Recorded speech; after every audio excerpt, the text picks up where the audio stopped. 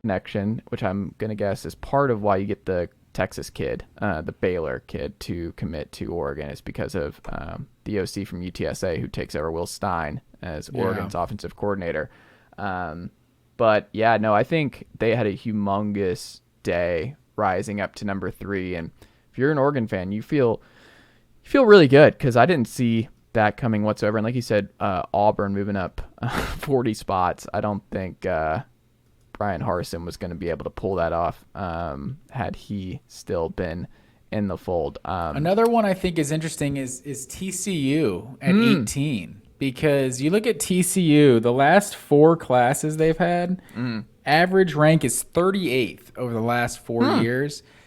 And if you also look at, 10 SEC teams finished top 25 in the rankings.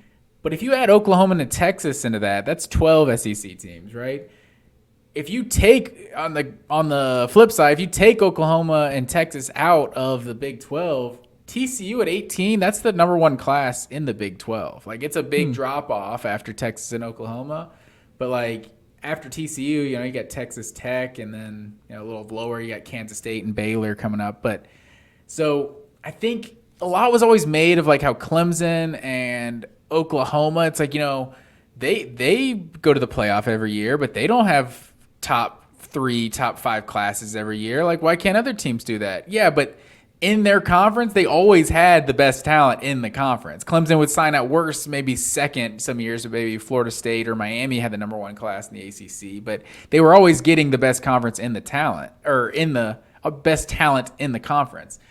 If TCU can actually, obviously none of us saw them going 12-1 this year. So if they can actually start consistently getting the best talent in the Big 12, like, who knows? TCU could be here to stay. They could, with what the new landscape of the Big 12 is going to be, they could kind of solidify themselves as the juggernaut in that conference.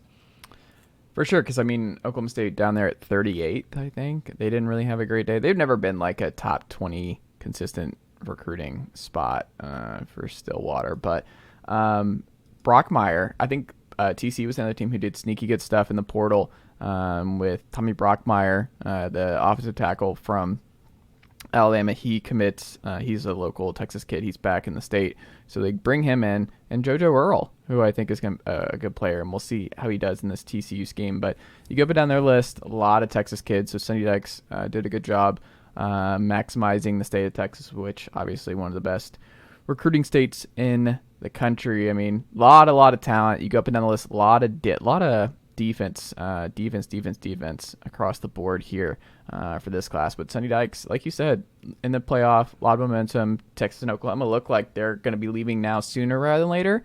My guess is this is it for them. Like, this upcoming year is their 2023. Yeah, I'm going to guess this is it, and they're in the SEC in 2024. Is going to be my bet on that front. And then TCU and Oklahoma, or TCU they're in a better position than anybody I think would have foreseen, because it was kind of like a meh hire to me at the time when they pulled Dykes, and he's been great. So we'll see what happens in the playoff, but they did fantastic work as well. I will say, obviously, Alabama. Alabama did great. Miami did great, and we'll see if just enough players is going to be enough to get Miami over the hump. They have a great staff, which I think is under talked about with Mario Cristobal, where it's like Josh Gaddis is the OC. They got the Kevin Steele as DC, who's always had success wherever he's gone. And then, they took your DB coach this past year, right? The guy from West Virginia, what's his name? Who's a really good recruiter in that regard, who y'all had for a year.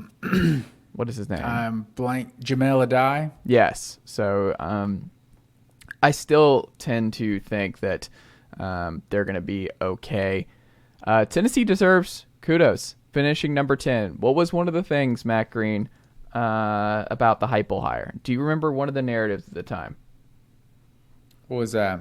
It's like, oh, great offense. Can he recruit? Like, he's never recruited at this level. He was at UCF. He's never been at a Power 5. We'll see how he recruits. That's the main thing. If you want to compete, like, the offense and scheme can be fun. in year one. Like, you caught a lot of people by surprise, but what happens when those Jeremy Pruitt players leave the building? Because Pruitt recruited. Like, Pruitt, he didn't show up on game day, but he was still recruiting at a high level. And you wonder, like, what happens if he can't hold up on that regard. Top 10 class, Nico.